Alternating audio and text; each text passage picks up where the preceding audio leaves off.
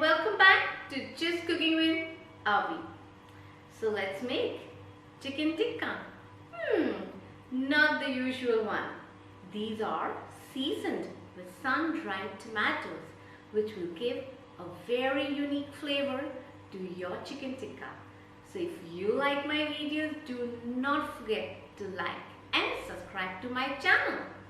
Let's do tandoori chicken tikka. Avi's time.